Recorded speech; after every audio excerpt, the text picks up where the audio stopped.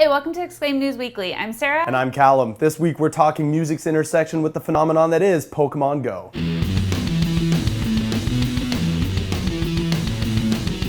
Since the launch of Pokémon Go, wannabe trainers have been getting into all kinds of trouble, from walking off of cliffs and onto subway tracks, and even causing traffic collisions. But perhaps even more egregiously, players have been ignoring the presence of major pop stars. Last week, the Biebs himself went unnoticed in New York City because the hordes of people around him were too busy looking at their screens and throwing digital Pokeballs into the wilderness of Central Park. Pokemon, gotta catch them all.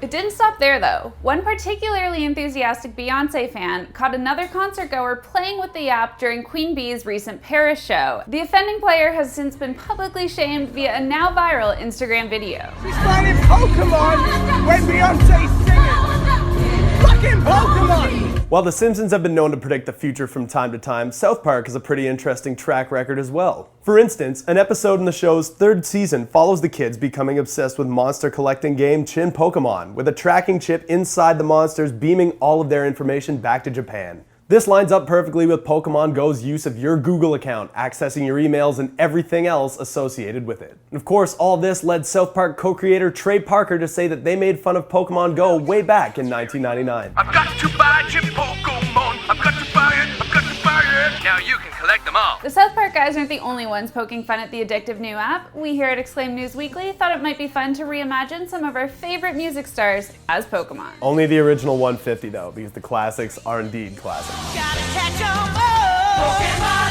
First up, I picked Little B the Bass God to be Slow King. Slow King, of course, is a very royal Pokemon, much like the Bass God himself. They both have very eclectic fashion senses. I get a serious Drake vibe from Poliwag. He's thin-skinned and you can see right through him, much like Jersey's introspective, emotional R&B side. And then he hit the gym and became Poliwrath.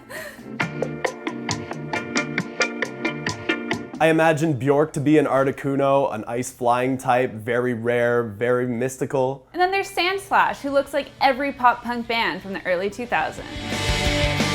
I would also think Taylor Swift would be an Ekans, because she's a snake. Oh please, she's a beautiful blonde Ninetales. Although I guess after that Kimye burn, maybe Rapidash would be a bit more of an accurate comparison. And that's our show for this week. Thanks very much for watching. Be sure to subscribe to our YouTube channel where you'll find new sessions every Tuesday and a new episode of Exclaim News Weekly every Friday. If I see one more f***ing drowsy, I'm gonna lose my mind.